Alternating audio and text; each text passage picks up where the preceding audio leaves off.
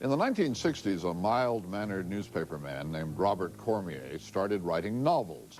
In the literary category known as young adult fiction, Robert Cormier's novels are among the most provocative and controversial.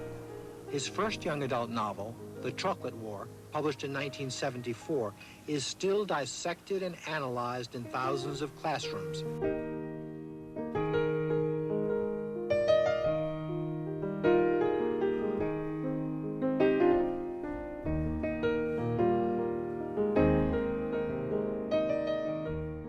My dad was one of the first stay-at-home dads I know.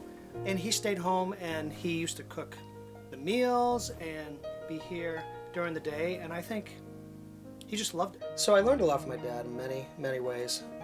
How to treat people, how to listen. He never really lectured. It's just he lived a very humble life. I think he's one of the first people I ever met who recognized the beauty of living in the moment.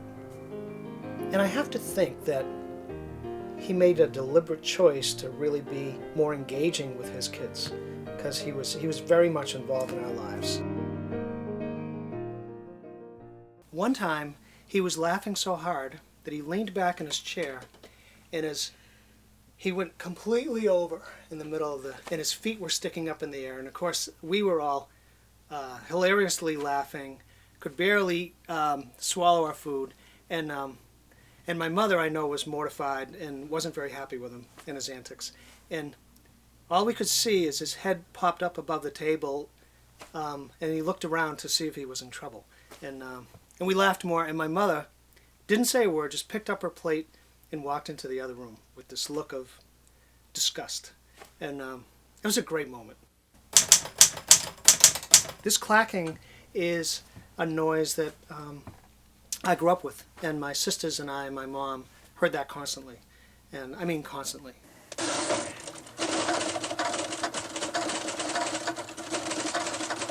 When you woke up in the morning, when I went to bed at night, my dad was always typing on this L.C. Smith. At my old friend here, my ancient L.C. Smith, I used this typewriter 23 years at the newspaper and then 17 years since I've been freelancing. I'm sitting in my dad's room where he did all his work. And the interesting thing about this room is there's no door on it, because he wanted to be completely accessible at all times to his family. I've always been aware of, especially in my mature years, you know, when I was no longer a teenager, that I was first a husband, second a father, and third a writer.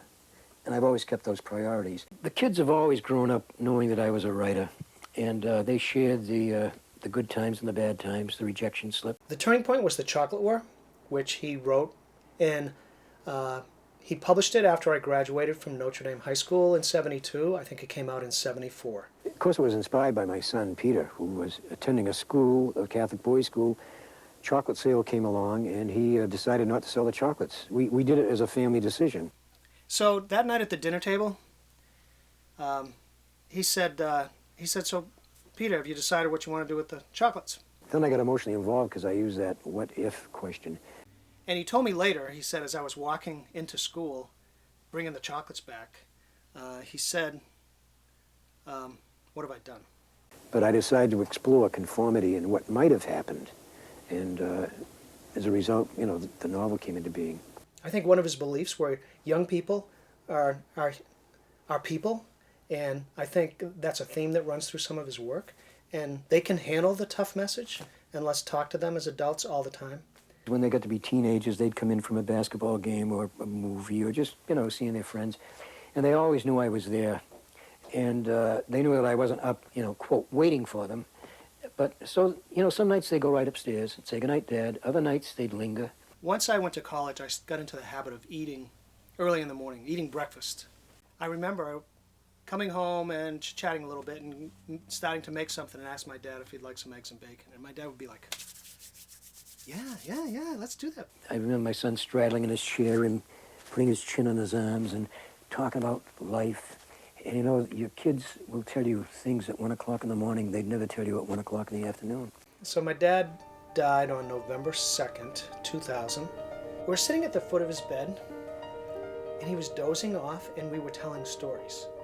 We were telling stories, my sisters and I and my mom, about growing up. And I remember laughing, kind of, you know, just enjoying that time. And then, but we were all totally aware that he was in the room with us.